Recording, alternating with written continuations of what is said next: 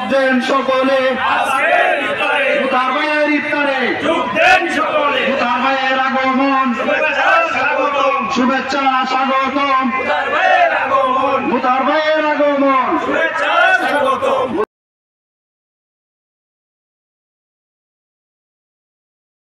আজকে নবীন শ্রমিকদের মাঝে যে মিলন মেলা ইফতারের উসিলায় আমরা একত্রিত হয়েছি।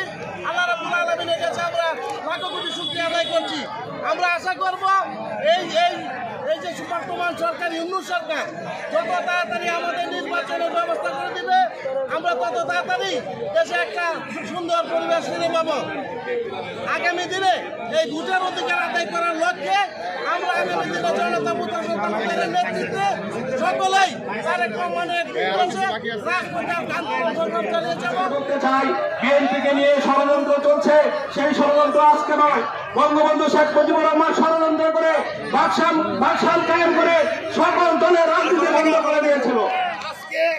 এই অতীতে রেকর্ড ব্যাংকে আমাদের এখানে ইফতার করার জন্য অংশগ্রহণ করেছে। তার পূর্বে আপনাদের সকলের উদ্দেশ্যে নেতা সার্বিক বিষয়ের উপর একটা ব্রিফ করবে জনাব মুতার হোসেন তালুকদার।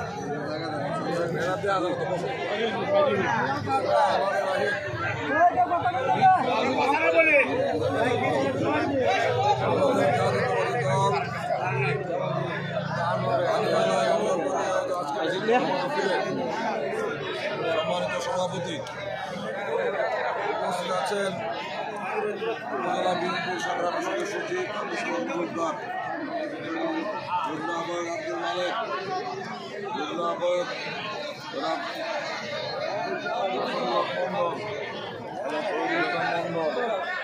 আব্দুল হামিদ, স্বেচ্ছাসেবক দলের আহ্বায়ক সামিউল ইসলাম কামাল, আমাদের যুগ্ম আহ্বায়ক নজরুল ইসলাম ইসমাইল, রাকিব তালুকদার, ইয়াসির আলী মেম্বার, আমাদের মজিবুর আকন্দ, নুরুল হক ভাই, আমাদের এদিকে আরও আছেন আমাদের অনেক নেতৃবৃন্দ, তো আমাদের রশিদ মেম্বার সাহেব আছেন, অনেক নেতৃবৃন্দ আছে, স্থানীয় নেতৃবৃন্দ আছে, সহ আমার সামনে উপস্থিত বিএনপি এবং প্রিয় ভাইয়েরা আমার, আপনারা জানেন যে বর্তমান সময়ে দেশে নানা ধরনের ষড়যন্ত্র চলছে। এই ষড়যন্ত্রের প্রতিবাদ হিসাবে বিএনপির ভারপ্রাপ্ত চেয়ারম্যান জনাব তারেক রহমান ঢাকাতে বর্ধিত সভা আয়োজন করেছিলেন। এই বর্ধিত সভার ফাইলে লেখা ছিল সুদৃঢ় ঐক্যই রুখে দিতে পারে সকল ষড়যন্ত্র। সেই জন্য আমাদের প্রিয় নেতা বলেছেন যে আপনারা এলাকায় গিয়ে সকল নেতা কর্মীদেরকে ঐক্যবদ্ধ করে সকল ষড়যন্ত্রের বিরুদ্ধে প্রতিবাদ মুখর হওয়ার জন্য আহ্বান জানাবেন এবং যে কোনো অন্যায় অত্যাচারের বিরুদ্ধে আপনারা রুখে দাঁড়াবেন। এবং সেই জন্য আজকে আমি আপনাদেরকে বলতে চাই যে আমাদের নেতার নির্দেশে আপনারা এই দেশে সকল ষড়যন্ত্রের বিরুদ্ধে আপনারা রুখে দাঁড়াবেন, সকল অন্যায় অত্যাচারের বিরুদ্ধে আপনারা রুখে দাঁড়াবেন। বর্তমান প্রেক্ষাপটে অন্তর্বর্তীকালীন সরকারের কাছে আমাদের আহ্বান থাকবে ডিসেম্বরের মধ্যে অবশ্যই নির্বাচনের তারিখ দিতে হবে, নির্বাচনের রুটম্যাপ ঘোষণা দিতে হবে এবং ডিসেম্বরে নির্বাচন অনুষ্ঠিত হবে। আমরা বলেছিলাম যে স্থানীয় নির্বাচন পরে হবে, জাতীয় নির্বাচন আগে হবে। তারপরেও যখন তারা স্থানীয় নির্বাচন করার জন্য প্রচারণা করছিল, তখন আমরা গত মাসে জাতীয় প্রেস ক্লাবের সামনে সাবেক যারা জনপ্রতিনিধি ছিলাম আমরা সেখানে সমাবেশ করেছি এবং প্রধান উপদেষ্টা বরাবরে স্মারকলিপি প্রদান করেছি। এবং এই স্মারকলিপির পরে প্রধান উপদেষ্টা ঘোষণা দিয়েছেন যে জাতীয় সংসদ নির্বাচন আগে হবে, স্থানীয় নির্বাচন পরে হবে। আমরা প্রধান উপদেষ্টাকে ধন্যবাদ জানাই তার এই শুভ বুদ্ধির জন্য।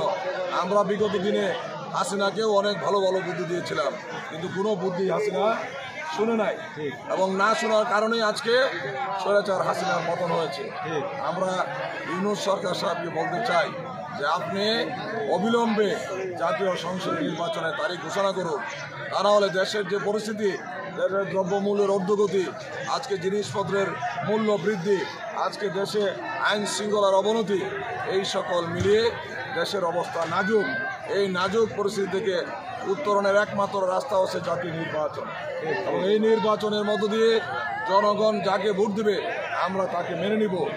আমরা অতীতেও দেখেছি যতবার অন্তর্বর্তীকালীন সরকার এসেছে ততবারই এই নির্বাচনে বাংলাদেশের জনগণ বিএনপির পক্ষে রায় দিয়েছে, বিএনপিকে সাপোর্ট দিয়েছে, বিএনপির পক্ষে তারা রায় দিয়েছে, মতামত দিয়েছে।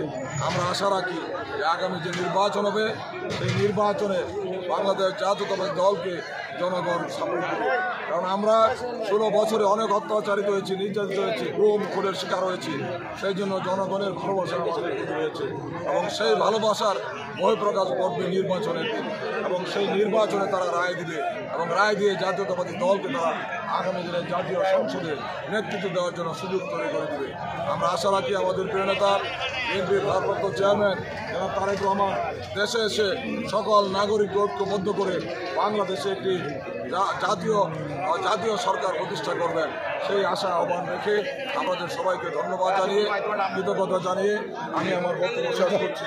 বাংলাদেশ জিন্দাবাদ, বিএনপি জিন্দাবাদ, দেশনেত্রী বেগম খালেদা জিয়া জিন্দাবাদ, আগামী দিনে রাষ্ট্রনায়ক জনাব তারেক রহমান জিন্দাবাদ জিন্দাবাদ। ধন্যবাদ সবাই। اللهم اغفر لحينا وميتنا وشاهدنا وغائبنا وصغيرنا وكبيرنا وذكرنا وانثانا. اللهم من احييته منا فاحيه على الاسلام ومن توفيته منا فتوفه على الايمان. اللهم رب ارحمهما كما ربياني صغيرا